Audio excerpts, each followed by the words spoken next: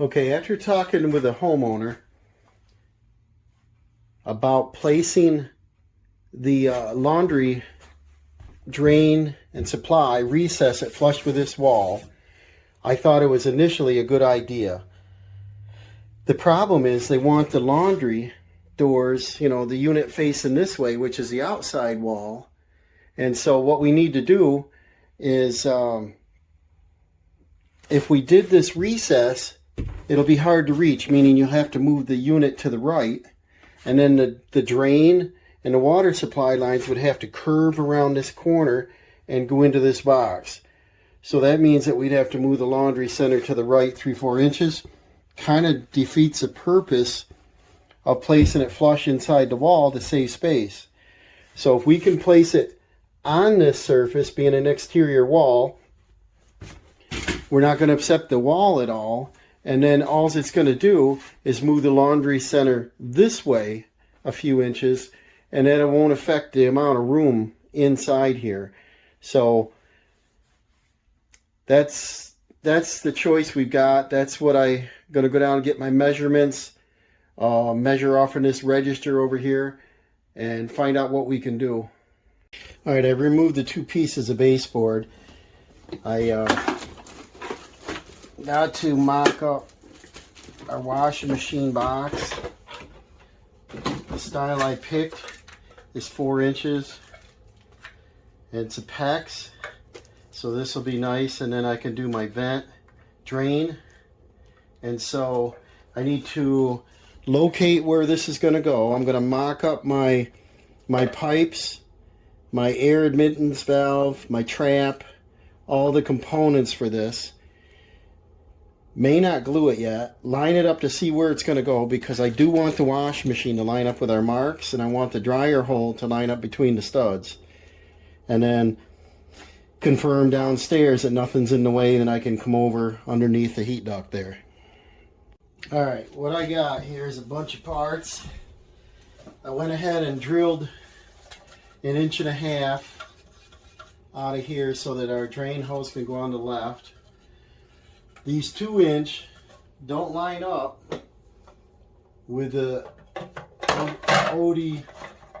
Ote, however you want to pronounce it, vent valve. They don't line up, same brand, same kind of stuff, but they don't line up. So what I did is I drilled this one off center, and then when I run my 1.5 inch pipe up through there, that'll go into 1.5 inch or a 2-inch. So this is just a little bit fat. I wish they'd make that a little bit thinner. And that's going to line up right there. And you can still turn your valve on and off. And then your drain hose will go on this side. So let me place this down. And this is my idea here, is I want to put my trap on this side, and it'll be down, maybe 18 inches off the floor like that. So there's my pipe. Then I've got to take my vent and move it over, because see, it's going to be too close. So the manufacturer should listen to people when they say things like, well, they don't work if you're in this situation. So what I have to do, because it's a vent, I can do a vent 90. There's either a tight turn. Then I can come over, turn it again. It's only vent for air. Then I come over to my sanitary tee. And this is 1.5 inches. So the rule is usually double the diameter of the pipe. So 1.5 inches times 2 is 3 inches. So the space between the wear part and here, the drain, has to be a minimum of 3 inches. So if I did a 3.5 inch or 4 inch, it'll be something like this. It can be up to, I gotta remember the distance. It can't be too far, because we don't want to make an S-trap. If this was put in close, it'd be an S-trap. Can't have that, so it's got to be spaced. So when I line these up, there's a couple different things I got to do. Is I got to put my 2-inch bushing here for my 1.5 inch pipe. The reason I'm going 1.5 inch pipe is a basement pipe's 1.5 inch, and it's copper. So no sense of going larger. It's not going to help us. Then let's see, there's a rule of thumb. I believe it can go up to 24 inches above the trap, but I don't want my wall to be any more than 42 inches because that's where the dryer duct is going to go, and I don't want them to interfere. And so I'm going to try to keep the dimensions under that. And then when I have my drain pipe coming down through, I got to move it over so I make sure that I clear a floor joist. So it's probably going to be something like over in here, like this. And then, see, it'll clear this floor joist. And then we got a distance to our drain pipe of about 42 inches. And then I'll just do a long sweep, 90, and another long sweep to go into our drain. And so that's what I'm gonna, I mocked it up. I'm gonna cut my parts, check my measurements. Then I'm gonna go ahead and place this up here on the wall where the finished height I want. And then I want to attach this. Then I want to place short studs and frame a wall around it. Drill through the floor and bring my pipes back up through. Get my supply lines, the drain, and then I've also got to get a 110 outlet within reach and a 220 outlet within reach. So there's quite a bit of stuff going on here. I probably won't video the whole thing because I'm always standing in front of the camera. There's not a lot of room in here. But I'll show you what's going on.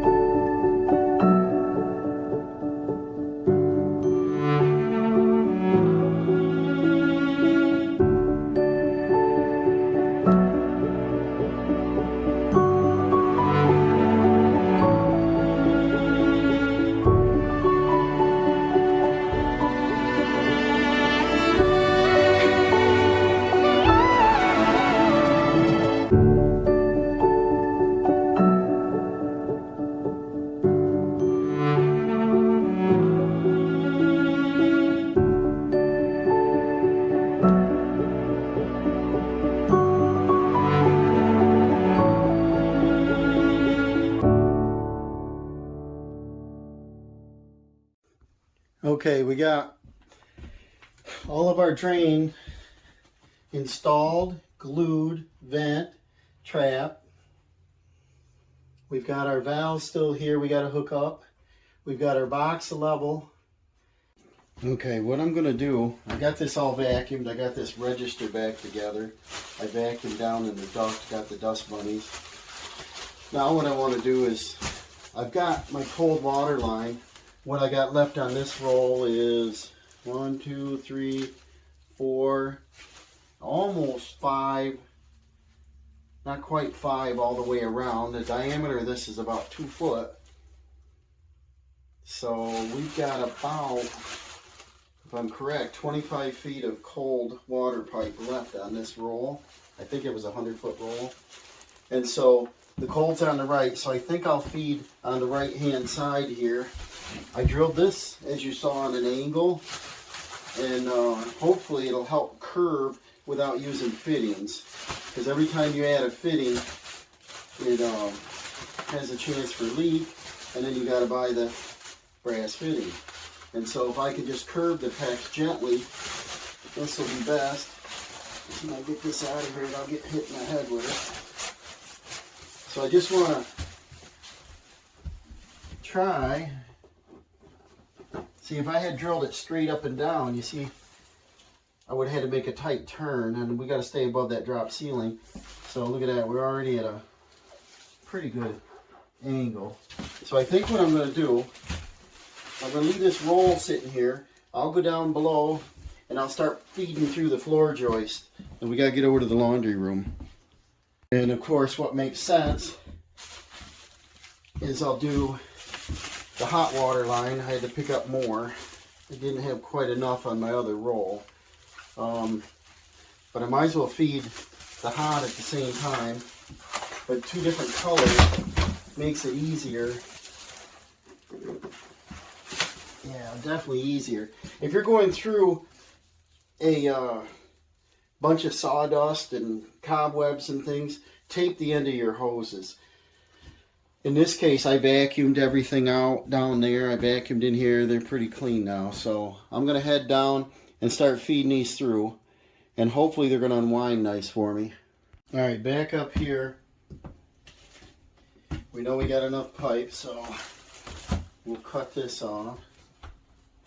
We want the cold on the right, hot on the left. I usually cut it a couple inches long because I'm all panicky. There's not enough. So I think I'll cut her up in here. Get this wound up so it don't hit you in the eye. I had a homeowner help me once, and I plumbed his ceiling in the basement, and I had a 100-foot roll of pipe, and I said I need to start that pipe, and so I grabbed it and I pulled it out, and he says, "Here, I'll help you." So I went up on the ladder, and he went boom, boom, boom, and a whole roll went all over in there, and I'm like, no, that's not how we do it. All right, so then we had plenty enough of cold, so I'm happy with that. And I'll cut that a couple inches long.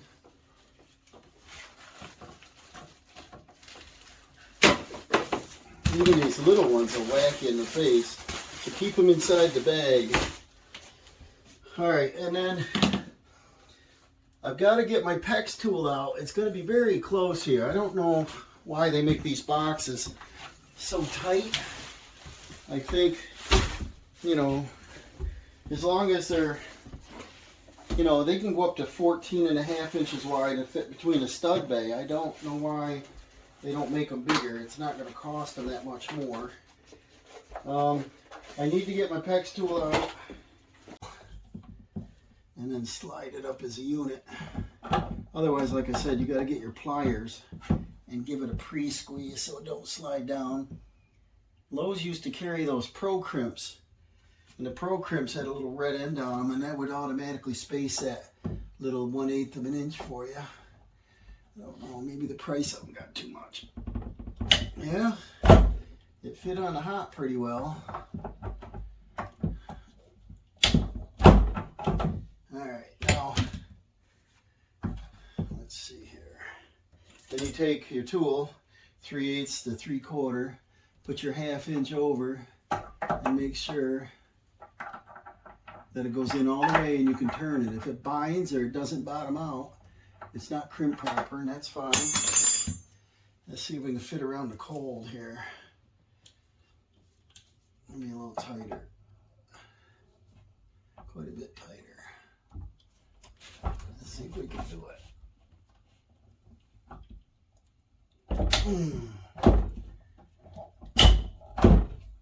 I think so. But it's jamming against that vent. That looks good. Let's see if it is good. It goes all the way in. Beautiful. So we're done upstairs. This is a quarter turn on off. We'll turn them off. And then what I'll do is I'll head down to the basement and we'll start working on the plumbing down there. And we're going to connect into the old sink connections. I think that's going to be the simplest without upsetting all the copper down there. Once you shake up copper, it shakes up all the debris, then the fittings start dripping. Okay, I've pulled my hot and cold water lines, went through the floor joist, came into the laundry room, went across the ceiling here. I'm going to tack them up to the bottom of the floor joist. And where I decided to get my water from, we've got an existing hot and cold water line for the laundry. Comes up to the T's. You see these connections are a little bit on the green side. Sometimes that's caused by leaving your flux on the pipe. You should clean them after you solder. And then they come down to this laundry sink. And there's recently new ball valves and PEX on it. So it would probably make sense that I don't separate these water lines up here and shake these up and have a chance of leaking, turning that valve, where are we here? Turning that valve off and having a chance for that to start dripping. That's my past luck. So I think what I'll do is, like the hot, is tack that up on the bottom of the joist, bring it down alongside of this pipe, tack it to there, and then hook directly into the pipe. Then we've already got a shutoff valve. And so we'll end up with a shutoff valve here. Well, I no more than went and got the stool, and I decided to go ahead and copy the other side. The curve tended to come up and pretty close to this pipe, and I didn't want it to hammer. So I put 2 clamps up above. So we're in good shape. We got hot, cold labeled. We can still use the laundry sink. So it's on its separate circuit. We didn't upset the copper supply at all. Now the next thing I think I want to do is I need a hose. And right here we got some stainless steel hoses. So it'll do a little dripping, but if I take one of these up, or both of them, we should be able to test our hot and cold water supply and put the water down the drain and test our drain and supply at the same time. Okay, I borrowed the washing machine hose downstairs. And these are the, I don't know what you call them, flood safes. I believe I put these on for this homeowner a few years ago, but if your hose ever bursts, it's supposed to have a valve in here that stops the water flow. And so I've got to hook this up the wrong way. Actually, I'll put it down in there. And then I'm going to take, these are turned off. Doesn't matter which one we test first.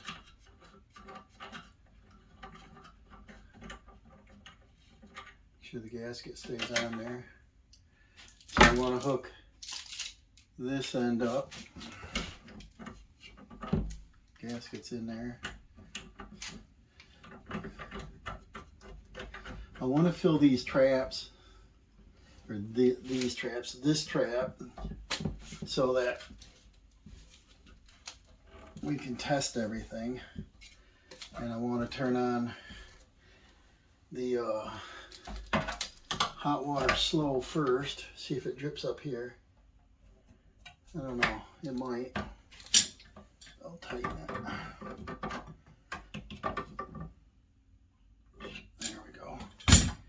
Just keep it over that. Now we're going to listen.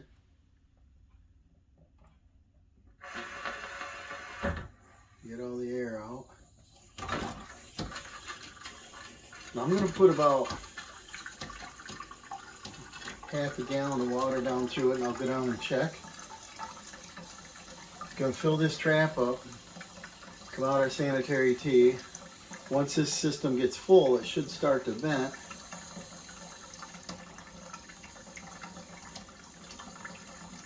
Turn this thing right on now.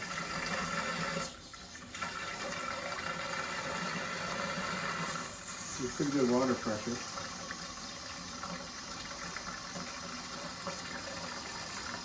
And then I want to check every little fitting here and make sure there's not a drip on it. So I don't want to be sloppy and spill it. And it's got to travel 4 feet.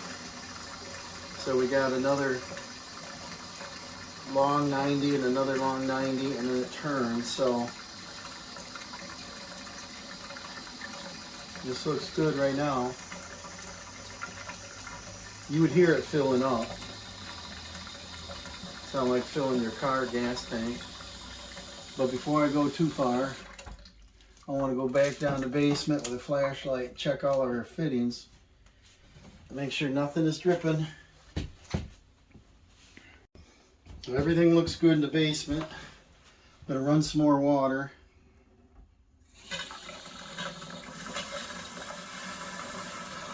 Alright, now I got my electric wire pulled, 30 amp, 4 wire. I'm going to strip them back, probably 3/8 of an inch anyway. Show you in a second. We got one of these recessed boxes, so that'll look nice. It's got a screw so I can adjust the depth, and it's a 4 wire back wire, which I like. You only got to get them in that far, so we're going to loosen them up. The round is your ground, and the funny shaped L is your neutral. Neutral, ground, hot, hot, doesn't matter where. 30 amp. Just got to fit them under the connector. So these untwisted. Now this could be adjustable. I don't have the clothes dryer here, so I don't know if the plug is, turned which way. It probably don't matter. We can flip this over, but I'm going to put it in words up, so the ground on the top right now, and just put her in there.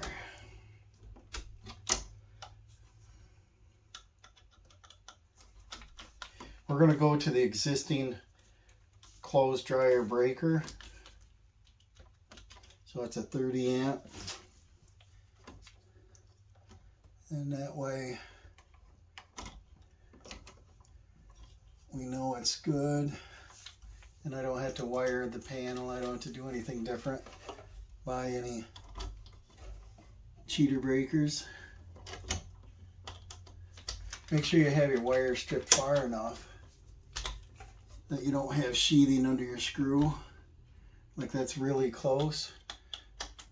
So I'm going to go just a hair farther on these.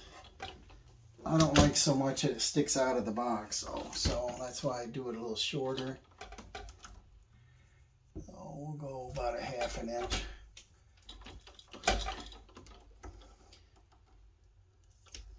So we're moving along pretty good. It's the hardest part is going through the floor joist through finished rooms, or semi-finished rooms. Alright, so we'll get our neutral right there. Just check, make sure that there's no sheeting under the screw. Snug her up. Don't have to kill them, but get them tight. Check it. I love it. Then we'll do, that's on that side, so we'll put the hot over there. Just make sure you get under your screw.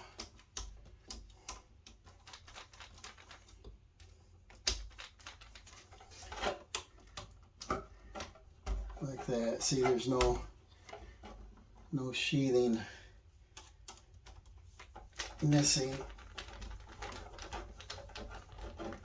No hot visible. Then again, to make these even safer, if the screw head was recessed farther, you know, but you're supposed to shut the power off when you're working on them. Get under your screw.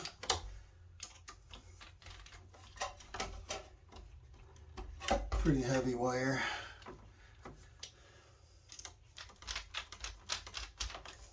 You want about 6 inches of wire to hang out of your box so that you can pull your fixture out, turn it, and work on it. Give it the tug test. Everything's tight. Hot, neutral, ground. The bad thing about a bare ground is it can touch the back of these, so like I said, they could improve on that a little bit. Or have a flip over cover or something like a water heater timer box or something, some kind of protector. And then ground on top, we said get our wires, stiff wires, tucked back in the box. Make sure our ground is out of the way. Way out of the way. Push everything back. Love it. Get that ground even a little farther. Anytime you work with heavier stuff than 12 gauge like this one, it's tough. Alright. So that looks beautiful. I'll get my screws out of the package and tighten this up. Then we're going to run a 110 circuit here also. I'm not sure what system they're buying, but I got to make sure I got 220 30 amps and a 20 amp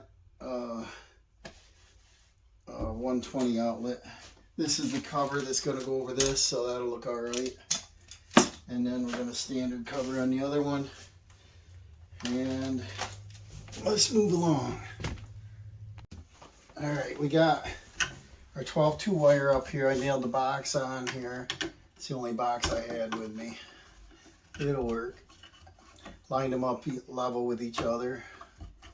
So this ought to look pretty good. Running this up along the stud. Probably put a couple staples in it. And I'm ready to power up this unit here and test everything. And I think we're going to be in good shape because we got the water tested. The trap's got water in it. We won't get any septic fumes. We got our vent hooked up. We tested our water lines. We got our 220. We got our 110. I'm going to finish putting the outlet in here, and then we got to turn it on, test it. And then I can go ahead and make a plywood panel for this and get this assembled. I think it's probably going to run into tomorrow because I'm running low on time today.